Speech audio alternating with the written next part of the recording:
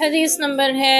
673۔ عبداللہ بن عباس رضی اللہ عنہ فرماتے ہیں ایک جنازہ کی نماز پڑھی تو انہوں نے سورہ فاتحہ بلند آواز سے پڑھی اور کہا میں نے بلند آواز سے اس لیے پڑھا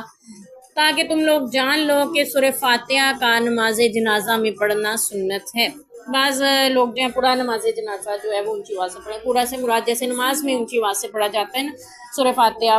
قرات اور دعا، یہ تین چیزیں اونچی پڑھتے ہیں۔ باقی سبحانک اللہ جو ہم پہلے پڑھتے ہیں دعا، وہ آہستہ آواز سے پڑھی جاتی ہے۔ نماز جنازہ کا طریقہ کیا ہے؟ جی ہمارے یہاں یہ ہوتا ہے کہ پہلی تکبیر کے بعد اللہ، یعنی 4 تکبیریں ہیں جنازہ کی، اور اس کا طریقہ ہمارے ہاں جو رائج ہے وہ اکثر یہ ہوتا ہے کہ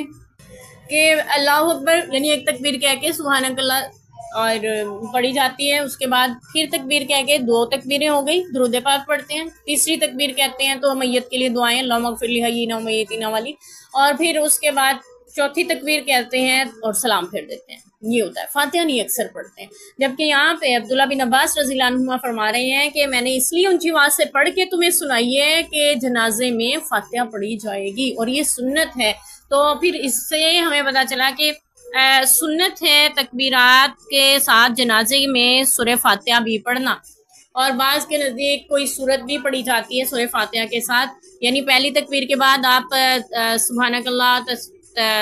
نماز کی طرح جو کچھ ہم پڑھتے ہیں وہ سارا اللہم باعث بینی وغیرہ بھی جو دعائیں آپ پڑھتے ہیں، اور پھر سورہ فاتحہ سورت پڑھنے کے بعد پھر تکبیر کہیں گے، پھر درود پاک پڑھیں گے، پھر تکبیر کہیں گے، پھر میت کے لیے دعائیں کہیں گے، مانگیں گے، پھر تکبیر کہیں گے تو سلام پھیر دیا جائے گا۔ یہ 4 تکبیریں ہو گئیں۔ اور یہ بھی ہے کہ آپ جب کھڑے ہوتے ہیں اس میں رکوع سجدہ نہیں ہوتا، جنازے کی نماز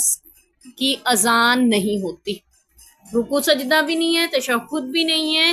سلام بھی اس کا ایک دائیں طرف پھیرا جاتا ہے، دونوں طرف بھی پھیر لیتے ہیں ویسے، لیکن مسنون جو ہے وہ ایک طرف ہی سلام کہنا ہے، السلام علیکم ورحمۃ اللہ، ایک ہی طرف کہا جاتا ہے، تو دونوں طرف بھی امام کہہ دیتا ہے ویسے۔ اور اس کے لیے کوئی جائے نماز بھی نہیں بچھایا جاتا، آپ جہاں پہ کھڑے ہوں وہیں پہ نماز پڑھ سکتے ہیں، زمین کے اوپر پاک ہے مٹی، اس پہ بھی کھڑے ہو کے پڑھ سکتے ہیں، لیکن اگر آپ کو شک ہو کوئی کہ زمین پتہ نہیں یہاں پاک ہے یا نہیں تو آپ اپنے جوتے اتار کر اس کے اوپر بھی کھڑے ہو سکتے ہیں، جوتوں سمیت بھی پڑھ سکتے ہیں، جوتوں کے اوپر کھڑے ہو کر بھی پڑھی جا سکتی ہے، آپ کے جوتے پاک ہوں تو آپ اس پہ بھی کھڑے ہو کے پڑھ سکتے ہیں۔ ہاں باوضو ہونا شرط ہے اس نماز کے لیے، قبلہ رخ ہونا شرط ہے اس نماز کے لیے، اور امام کی اقتداء میں ہونا بھی شرط ہے اس نماز کے لیے، یعنی امام جو پڑھا رہے ہیں ویسے ہی آپ پڑھیں گے، جو وہ یعنی وہ اللہ اکبر کہہ رہا ہے پھر آپ اگلی دعائیں شروع کریں گے، وہ اللہ اکبر یعنی تکبیر کہے گا تو آپ اگلی چیز پڑھنا شروع ہو جائیں گے، تو وہ تکبیر کہے گا تو آپ سلام پھیر دیں گے، یعنی امام کی اقتداء بھی شرط ہے،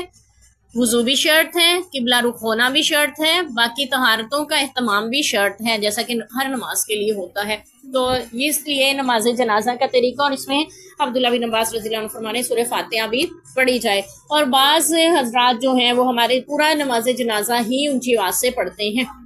اس میں میت کے لیے دعائیں بھی مانگتے ہیں اور اونچی آواز سے مانگتے ہیں، اور ہاتھ اٹھا کے بھی مانگتے ہیں تاکہ جو سننے والے لوگ ہیں وہ آمین بھی کہہ رہے ہوتے ہیں، لیکن بعض جو ہیں وہ خاموشی سے ہی ادا کرتے ہیں نماز جنازہ، یعنی سری نمازوں کی طرح، جیسے ظہر اثر کی نماز پڑھی جاتی ہے لیکن آہستہ آواز میں ساری قرات اور اس کا سب کچھ ہوتا ہے سوائے تکبیرات کے، تو اسی طرح نماز جنازہ میں بھی بعض لوگ جہری ادا کرتے ہیں، بعض سری۔ تو اللہ تعالیٰ جو بھی جنازہ ایک میت کے لیے دعائیں مغفرت ہوتی ہے اللہ تعالیٰ اس کے حق میں قبول کرے، اور حدیث پاک کا مفہوم ہے جس کے جنازے میں 40 موحد یعنی 40 مسلمان مومن ہوں شریک اور اس کے لیے دعا کر دیں، اللہ اس پہ بخشش واجب کر دیتے ہیں، تو اس لیے کہا جاتا ہے کہ کم سے کم 40 لوگ تو ہونے چاہیے، ٹھیک ہے، 40 لوگ تو نیک ہونے چاہیے جنازے میں، ہو سکتا ہے اس کی دعا کی وجہ سے اللہ میت کی بخشش کر دے۔ لوگ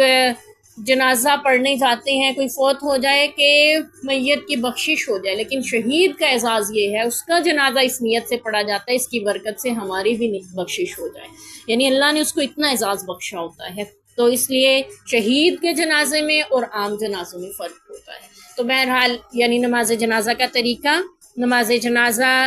مسلمان کا آخری حق ہے، اس پہ جو مسلمان کے 6 حقوق ہیں ان میں سے ایک یہ بھی ہے کہ جنازے میں اس کے پیچھے جایا جائے، یعنی جنازے میں شرکت کی جائے۔ تو ہم اکثر یہاں پہ بھی جب کسی کے جنازے پہ جاتے ہیں تو نیت کی وجہ سے اجر گنوا دیتے ہیں، ہم اس لیے جاتے ہیں کہ ان کو جا کے منہ دکھائیں بھی ہم آ گئے تھے آپ کے جنازے میں، ٹھیک ہے، ان کے لواحقین کو، ان کے اہل خانہ کو پتہ چل جائے کہ ہم بھی آئے ہیں، اس نیت سے نہیں جائیں۔ اللہ نے جو ہمیں حکم دیا ہے نا، مسلمان کا حق ہمارے نبی نے بتایا ہے، اس نیت سے جائیں تو آپ کا وہاں جانا منہ تو ان کو نظر آپ کا آ ہی جائے گا، آپ کی شرکت کا ان کو پتہ چل ہی جائے گا، لیکن اجر آپ کو ساتھ میں ملے گا۔ اور حدیث پاک میں آتا ہے کہ جو جنازے میں ساتھ گیا اس کے لیے ایک اجر ہے، جو دفن تک رکا اس کے لیے دوہرا اجر ہے۔ تو اہل خانہ سے تعزیت کا اجر بھی الگ ہے، اور دوہرے اجر سے مراد 2 قرات آپ نے فرمایا، پیچھے ہم نے حدیث پڑھی، تو 2 قرات کا اجر کتنا ہے؟ 2 احد پہاڑ جتنا۔ اور عبداللہ بن عمر رضی اللہ عنہ نے فرمایا تھا نا کہ پھر تو ہم نے بڑے ہی قراتوں کا اجر کھو دیا، تو ہم نے بھی پتہ نہیں کتنے گھروں میں تعزیت کا اجر کھو دیا۔ تو ہمیں چاہیے خواتین کو کہ ثواب کی نیت سے، اہل خانہ کو تسلی دینے کی نیت سے جایا جائے، بجائے اس کے کہ ہم اس لیے جائیں کہ بس ہم نے جا کے اپنی حاضری وہاں لگوانی ہے کہ ہم پہنچ گئے، ہم شریک ہوئے۔ آپ کی شرکت سے بھی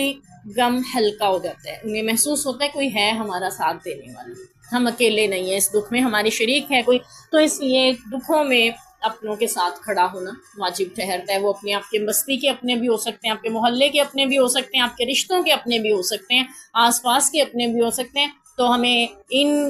اسلام نے ہمیں سکھایا ہے کہ ان مشکل لمحوں میں، غم کی گھڑیوں میں ہمیں اپنوں کا، مسلمانوں کا ساتھ دینا چاہیے۔ اللہ تعالیٰ ایک اور بات بھی کہی جاتی ہے کہ وہ کیا چیز ہے جو بیوی شوہر کو نہیں دے سکتی، پھر یہ جواب دیا جاتا ہے کہ وہ کندھا نہیں دے سکتی شوہر کے مرنے کے بعد۔ تو لیکن آج کل جو ہمارے فلسطین میں حالات ہیں، وہاں پہ عورتیں بھائیوں کو، شوہروں کو، بیٹوں کو کندھا دے رہی ہوتی ہیں۔ تو اللہ تعالیٰ ان کے لیے بھی آسانیاں پیدا کرے اور ایسے مشکل حالات سے امت کو بچائے کہ خواتین کو کندھا دینا پڑتا ہوتا ہے جنازوں میں، ٹھیک ہے، مائیں اپنے بیٹوں کو کندھا دے رہی ہیں۔ تو اللہ تعالیٰ مسلمانوں کے حال پہ رحم کرے، یعنی جہاں پہ ہنگامی حالات ہو جائیں کام بدل جایا کرتے ہیں۔ تو بہرحال اللہ تعالیٰ ہمارے لیے آسانیاں پیدا فرمائیں، یعنی جنازے ایک ساتھ پڑھے جا سکتے ہیں، زیادہ میتیں ہو جائیں، زیادہ میتیں ہوں تو ایک ہی قبر میں اجتماعی قبر بھی بنا دی جاتی ہے، بغیر کفن کے بھی، بغیر غسل کے بھی دفن کیا جا سکتا ہے جنگی حالات میں، یعنی اگر ایسا ہو جاتا ہے تو اللہ تعالیٰ جو بھی مسلمان دنیا سے رخصت ہوئے بخشش فرمائے اور ان کے لاحقین کو صبر جمیل عطا فرمائے۔